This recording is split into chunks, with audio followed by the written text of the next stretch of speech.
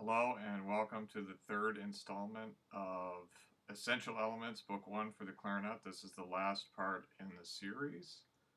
And before I get into the playing, I wanted to explain a little bit of my thought process on the equipment that I'm using for these videos. I'm using equipment that I think would typically be used by someone that was going through this book for the first time. So like a beginner clarinet student, and when I get into other instruments, I'll use student model instruments, and then as I work my way up through different series of lesson books, I'll upgrade the equipment as I sort of think would be rational. My expertise is in the clarinet, so I will make better educated guesses about that, I think, than other instruments as I progress through instruments that I'm not as proficient in. I'll seek guidance where appropriate on how to upgrade the instruments. But for where I'm at right now, I'm actually using the first clarinet that I ever owned, which is a Buffet E11, and it's also the first clarinet that I ever did any work on myself. I completely overhauled this clarinet when I was a kid, meaning like a high school kid. And this is actually the instrument that got me all the way through high school and through my college auditions. So an E11 is called a student instrument or a step-up instrument, but it's actually quite a nice instrument, I think. Just a standard E11. I'm actually using the stock mouthpiece that Buffet provided with this instrument, which is not a bad mouthpiece, as luck would have it. And I'm using a 2.5 Van Doren reed. And I think the first thing to change as I work my way up through different books will be the reed, but that's my setup for right now. We left off on page 30, number 154. So let's jump right into range and flexibility finders. So for this exercise, you are obviously just putting down your register key to make this upper register, clarion register note come out.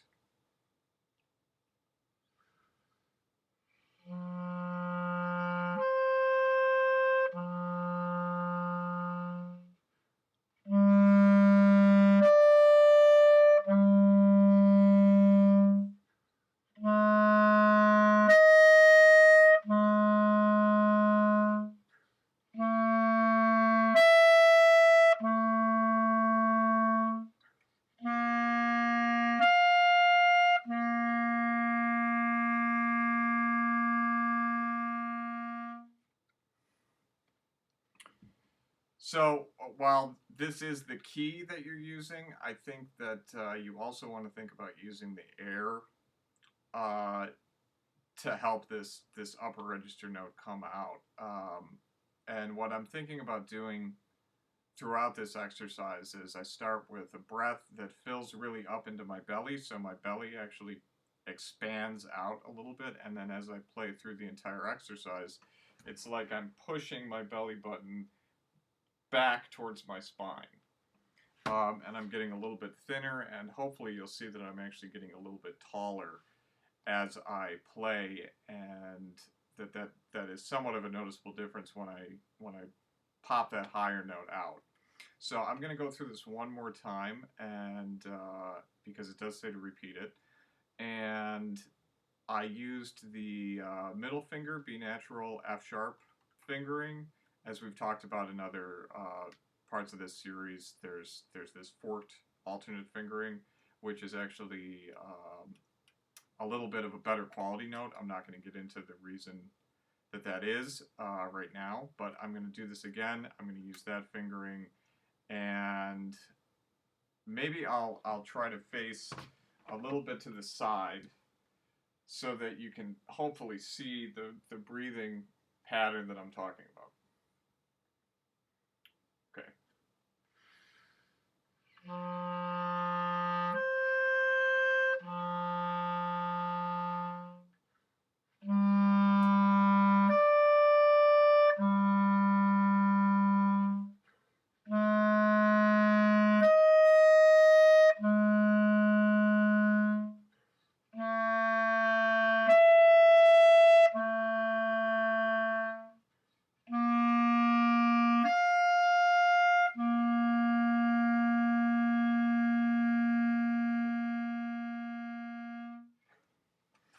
And hopefully what you're able to notice from looking at that is that it's going in and I'm getting thinner the entire time that I'm playing. So it's not like I puff my stomach back out when I get to the low note.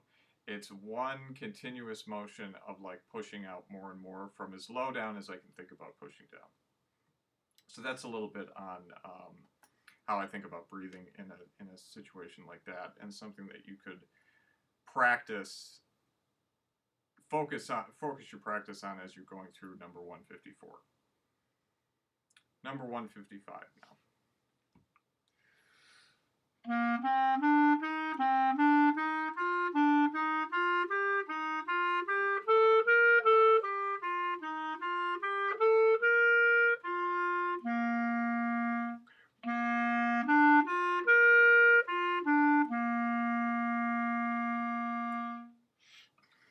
I'll repeat that, and at that double bar line, I noticed that I took a breath where I opened my mouth up real wide, which is something that I've talked about earlier in, I think, part 1. So I'm going to try to take a nice breath through just the sides of my mouth now.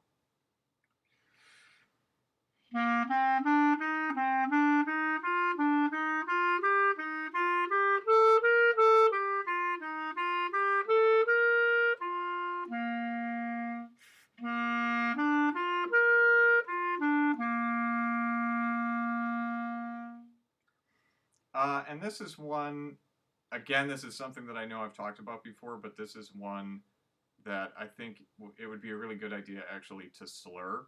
So I'll slur through it once.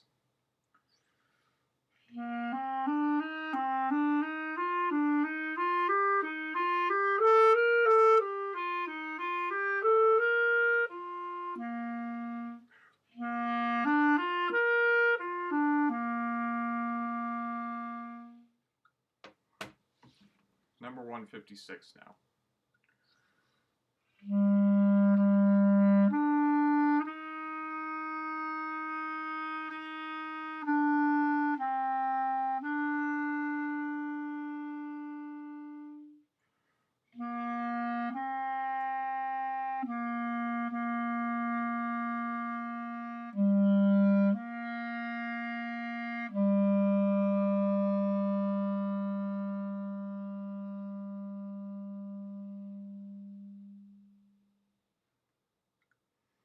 And especially on that last fermata, I like to try and get, because it has a diminuendo written, I like to try and get as soft as I can until it's almost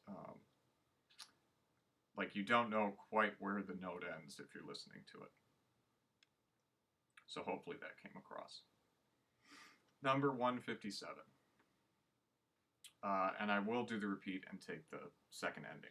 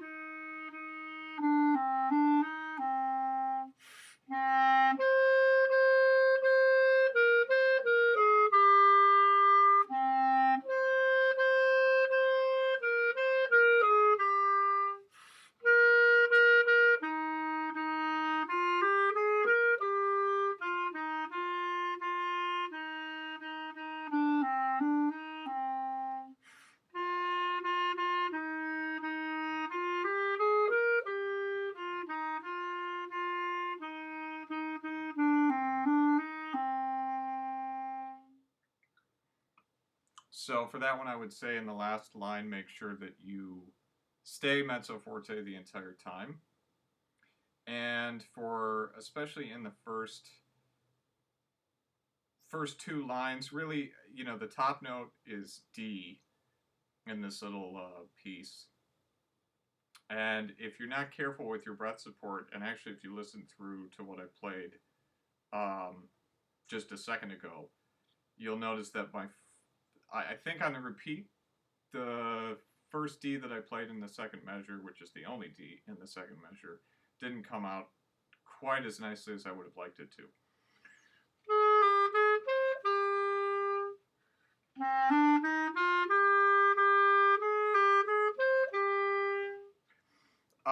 air is the biggest part of that, but something that might help is earlier on in the book there are spots where it says you can keep your right hand down, either your whole right hand or just like 3 fingers of your right hand. You can actually do that starting with when you get to the A at the end of the first measure.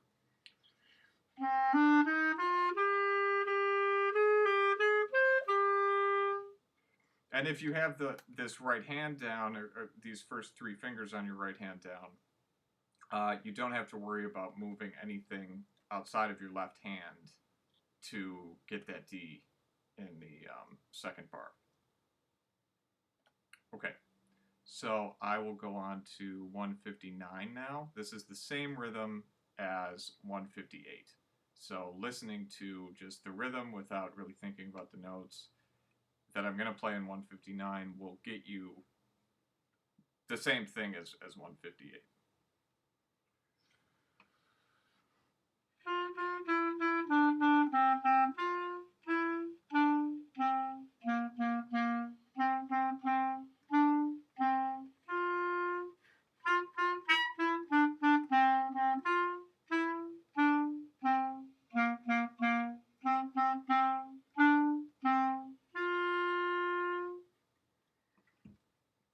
And, you know, sometimes when we play a squeak like I just did, the instinct is to stop right away.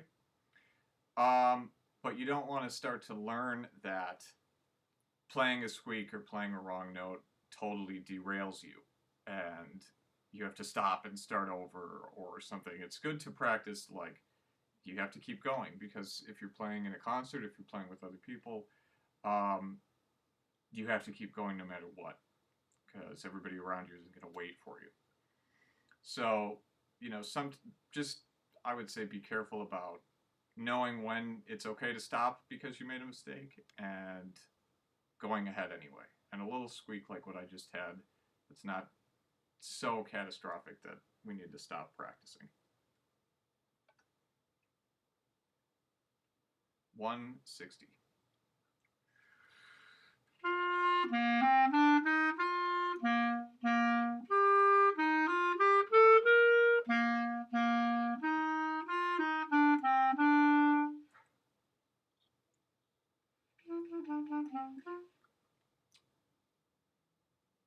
I realized something as I give this whole speech around stopping to practice or keeping going.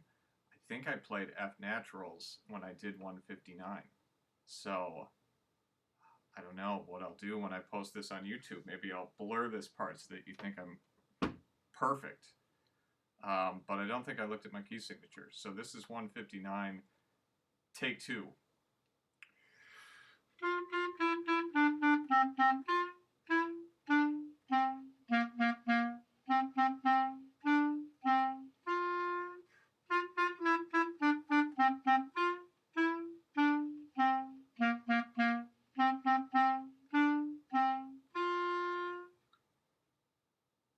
I don't know. I'm not sure if I'm remembering what I just did wrong. We'll find out when I go and watch this later. But 160 for real this time.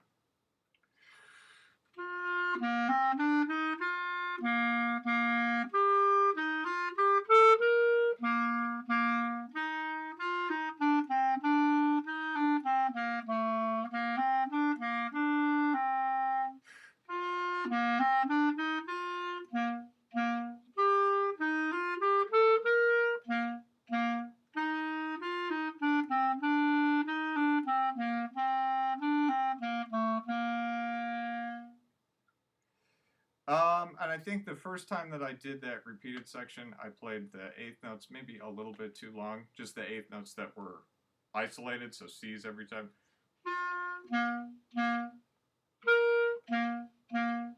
I might have played those a little long the first time, but I think I corrected it the second time through. Okay, now number 161 and 162. I'll play 162, and that's the rhythm for 161 with a repeat.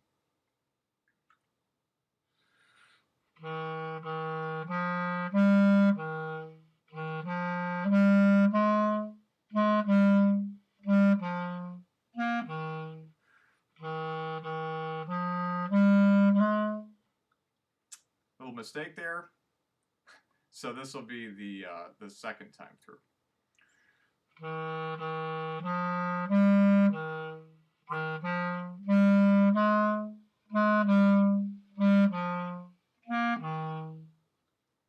Okay. So 163 has the same rhythm, and one thing that has the same rhythmic thing happening of an eighth note leading to a quarter note on the next beat. I'm thinking about keeping my air going even through these little eighth note rests like we had in 161 and we'll hear in 163. 162 and 163. You know what I mean. So keeping the air going all the time, even when you're not playing.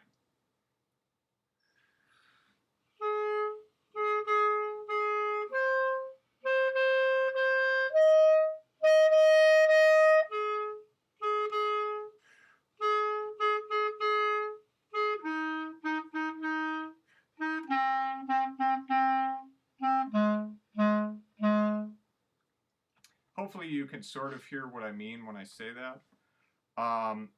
It's very difficult to, at least it's very difficult for me right now to describe how to go about doing that, because I know that during a rest you know you're not supposed to be making sound. And it's not that I'm thinking about making sound, it's just that I'm thinking about continuing the line forward. So it would maybe be something that would be easier to actually work with you on, work with a student on, to see what works for you and what doesn't, because everybody's a little different and everybody understands things kind of a different way. 164 now.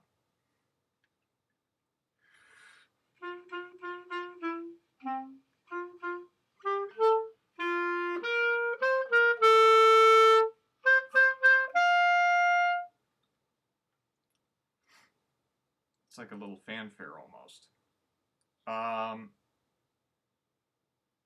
Yeah, make sure that, you know, this is a little case of kind of like this idea that I'm talking about. If you look at the last three bars, I didn't do a very good job of showing you what I'm talking about there, but you need to keep the crescendo going kind of through this rest. So that means like sending the note out in kind of a big way so that it doesn't feel like the forte on the second bar from the end comes out of nowhere. It actually feels like you're leading to it the whole time. Maybe an advanced topic, but worth talking about, I think. Okay, new note is A flat. As we've talked about, I recommend that if you're learning a new note, especially at this stage, that you start by just playing the note, just to make sure that you get what it sounds like and what it feels like.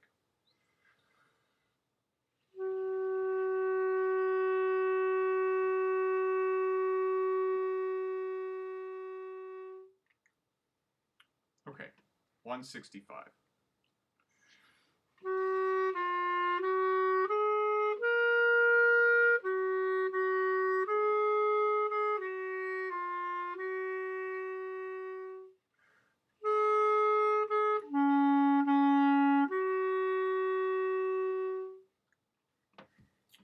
That second measure from the end is a little tricky to get the B flat and the E flat connected just how you want them to. That's a lot of different things to move at once when you really look at what's going on there.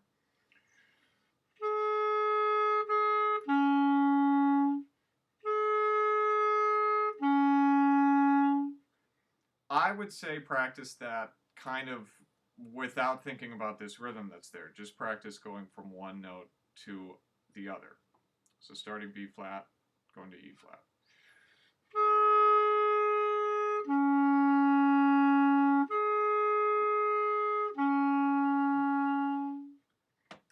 And this is maybe not the right or the best format to start talking about hand position, but this pointer finger, when you're thinking about playing an A or a B flat or anything that involves this top little key here, I'm thinking about always having the finger pointing down a little bit so that the tip of my finger is still close to this first ring that it needs to be touching. So it should be pretty easy to touch both at the same time. That's a hard thing, especially if you're learning and you have small hands. But it will get better over time, especially if you think about, like I said, having this pointing down and thinking that you should always be as close as you can to both of these keys at once. I hope that makes sense. Maybe we'll do something more in-depth on finger position at another time, where you can see a little clearer what I'm talking about. Okay, but for now, 166.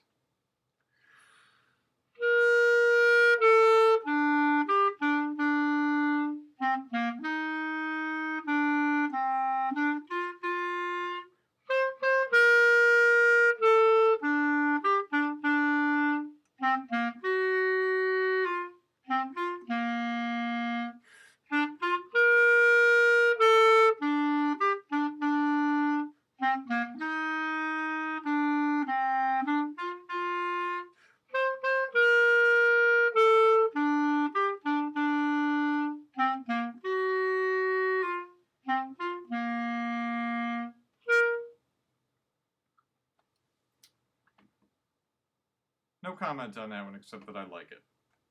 Oh Canada, 167.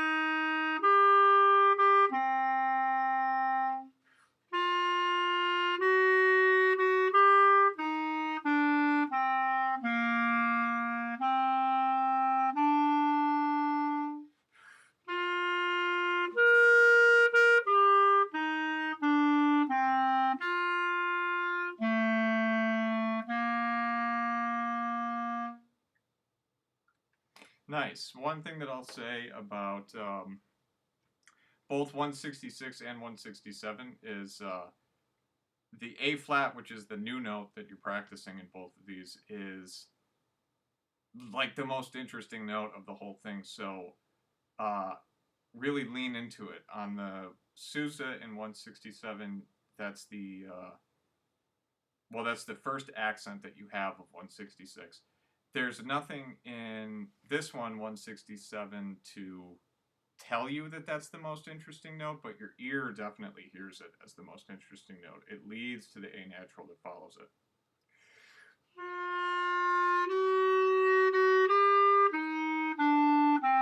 So don't be afraid to really go for it. It's sometimes it gets talked about as like a weaker note. Some of these notes that are in here, don't start talking to yourself about that or your students about that.